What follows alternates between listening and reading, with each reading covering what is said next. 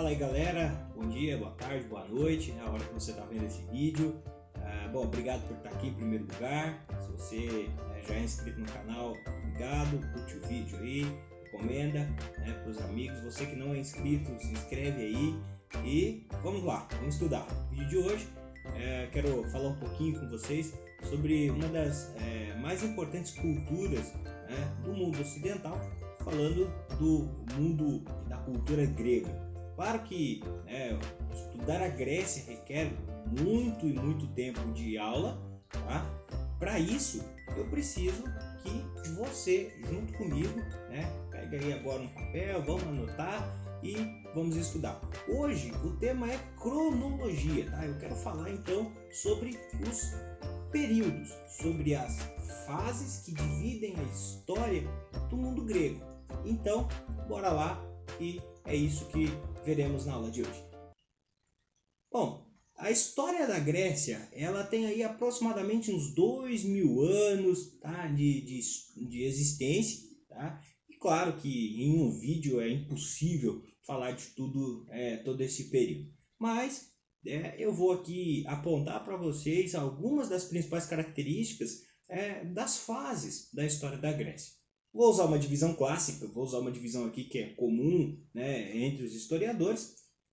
E para falar então já do primeiro período, o chamado período Micenas ou Micênica. Tá? Esse período tem por característica o surgimento e o desenvolvimento de dois importantes grupos, o Cretense e o segundo período, o período que vai ali entre 1100 e 700 a.C., a gente vai chamar de período homérico. Essa fase, em homenagem a Homero, ao poeta e escritor Homero, responsável por duas das mais fabulosas, das mais importantes obras literárias, históricas, como você queira chamar, Ilíada e Odisseia.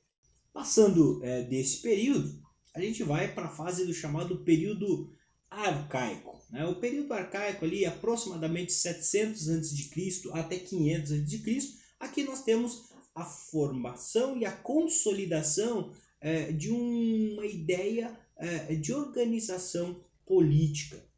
Eu estou falando do surgimento das cidades-estado, ou a polis grega.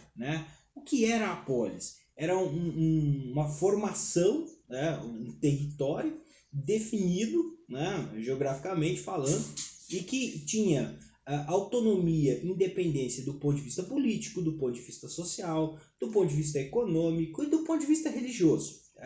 Falar das polis é falar, por exemplo, sobre Atenas, sobre Esparta, duas importantes cidades-estado gregas e que traziam consigo características particulares, características peculiares a cada uma das suas estruturas.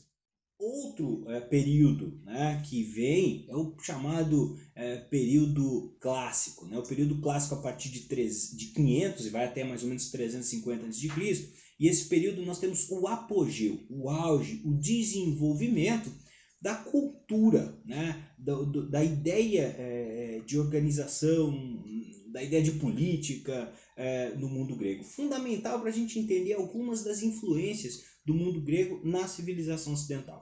É importante trazer aqui para vocês o conceito basilar na Grécia Antiga, o conceito de democracia.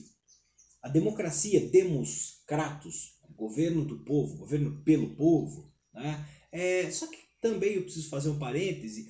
Quem era esse povo na Grécia? O povo era muito restrito.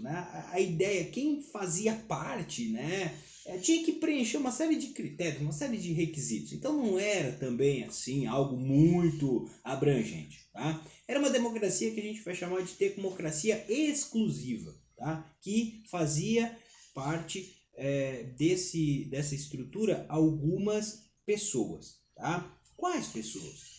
Por exemplo, em Atenas tinha que ser homem maior de 18 anos, nascido em Atenas e que dominasse algumas obrigações ali particulares a Atenas. Já em Esparta, mesma situação, maior de 18 anos e que, além disso, né, também atendesse a alguns critérios, algumas exigências da cidade, né, e da vida espartana. Algo importantíssimo, né, na cultura clássica, né, as manifestações artísticas, né, teatro, né, as ideias de comédia, tragédia, a escultura, a arquitetura grega, todas essas informações vão permear a história de outras civilizações, Roma, por exemplo, Egito, e de alguma maneira vão respingar até os dias de hoje na nossa cultura, na nossa civilização ocidental.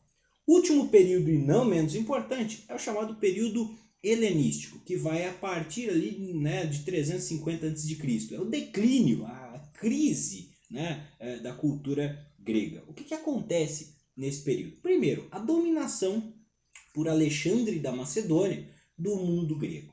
Essa dominação tem algo positivo, né? Embora é difícil falar, como sim, né? O povo foi dominado e você está falando de algo positivo? Isso mesmo, porque a partir desta dominação, Alexandre expande, né, do ponto de vista geográfico, toda a influência grega, né? Então, tudo aquilo que se sabia sobre política, sobre cultura, todas as informações do mundo grego que até então estavam fechados no próprio território, né, das polis, das cidades-estado gregas, agora vão para outros mundos, vamos chamar assim. Algumas informações chegam ao Egito, algumas informações chegam ao Império Romano, né? E o Império Romano em particular aqui, né, que ali por volta de 140 a.C.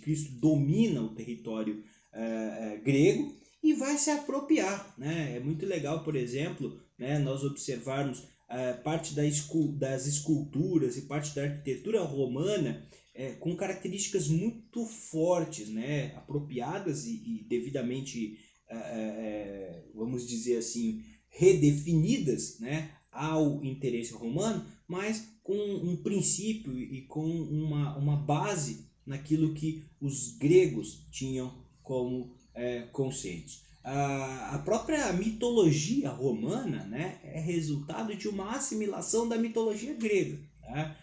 Então, trazendo essa questão, é inegável, né, a influência dos gregos, né, nos mundos contemporâneos ainda na antiguidade e até os dias de hoje. Mas no outro vídeo a gente pode trazer, né, essas influências culturais ainda na antiguidade ou no mundo contemporâneo. Espero que esse vídeo tenha sido interessante, tenha sido útil para você e nós nos vemos no próximo vídeo aqui. Tchau, tchau.